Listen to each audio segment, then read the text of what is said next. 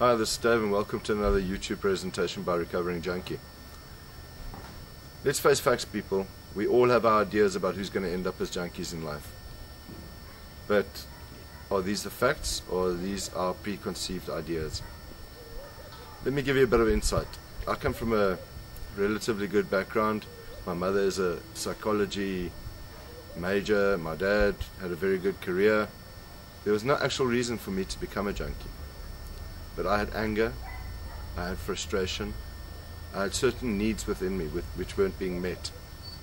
And this became apparent very young, early on in my life, when I was put onto all sorts of calmatives, antidepressants, these kinds of things to calm me down.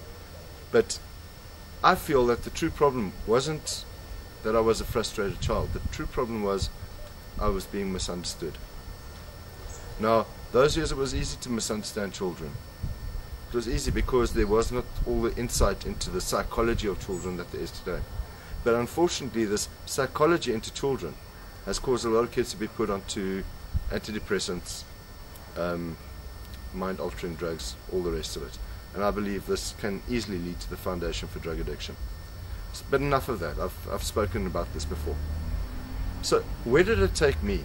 Well, it took me from experimentational exercises in drugs, smoking dacha, weed, marijuana, heroin, the rest of it. But it all started off with the basic concept of I became reliant on a change of mind due to substance. And this is what led to addiction. It started off with smoking weed, and then out of frustration and rebellion, turning to party drugs, ecstasy, acid, poppers, whatever I could lay my hands on. And then it turned into something a bit more, the more hardcore stuff. Crack, cocaine, heroin. Do you know what it's like to wake up with a heroin joint already rolled next to your bed to start the day? You lie in your bed, you smoke your heroin joint just to normalize yourself, then you get out of bed, go to the bathroom and inject yourself with a shot of heroin to prep you for the day. 2-3 hours later, you're looking for the next place that you can go and shoot up so that you can carry on with your life. And then a couple of hours later once again, and that's the way it goes. Smoking the uppers, the crack, injecting cocaine during the day, the downers, the heroin and stuff during the evening to come down. It's no joke. It's no way to live. You're not free. You're a slave to your drugs. And as you get deeper and deeper into this, you start to realize it. People around you start to realize it. You lose your job, you lose your friends, you lose your family, you run the risk of being put in prison. But what do? You wake up in the morning, you smoke your joint, you get in the bath, you inject to get up, you start your day, and it all goes over and over. And eventually, the money starts running out. I had a very good career, which could easily support a young man of my age at that time, in a very, very lavish lifestyle. But instead, I chose to inject all that money into drugs. And when that started running dry, all the other options became open to me. I started bleeding my family. I started bleeding the company I was working for. I started bleeding everything around me that I possibly could to get money in my hands so I could get my fix.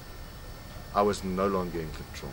I had no option about whether I wanted to use drugs or not. I could not operate without my drugs. I could not do what I needed to do in order to generate an income without the use of my drugs.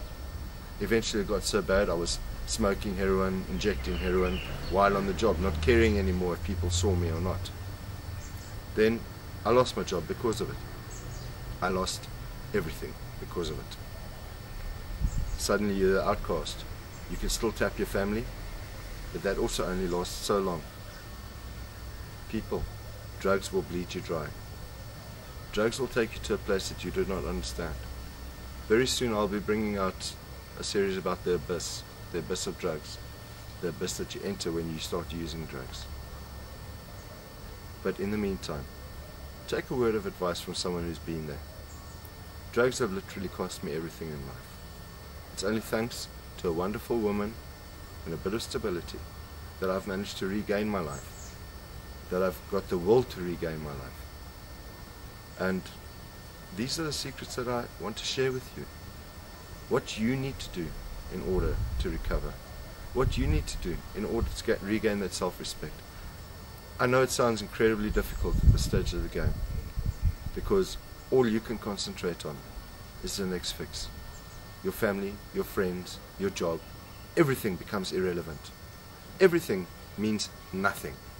All you want is your drugs. And you will do anything for them. Guess what? There is a way out. There is a way for you to become you again. To see things in that beautiful light that they're meant to be, instead of hazed by the glare of drug abuse. I remember when I came out of recovery, the first time I lit a lighter, that flame was burning so brightly. That flame was burning so beautifully. The trees' leaves looked greener. The grass looked greener. Everything had much more color. Everything had much more meaning, because I was once again in control of myself. I once again was in control. I once again could relate back to emotion. Emotions which I'd long lost through drug abuse. Drugs derive you of emotion. They steal your heart, they steal your mind, they steal your soul. So, if you're already addicted, I strongly advise that you start listening to what I have to say and save yourself while you can. There is a point of no return. And when you cross that point, guess what? You die. You die. And although people will miss you, although the world will be one person shorter, after 3 months of mourning your death, saying why did it happen, and blaming themselves and putting themselves through emotional hell, people pick up and they carry on. You're left dead. Think about it. Go and look at the material on our site, and you will realize that using drugs is not an option. That using drugs is robbing you of your life, it's destroying your family, it's destroying your friendships. Get a grip. Take hold of your own life. Take responsibility and recover. This is Dave. Thank you for your time.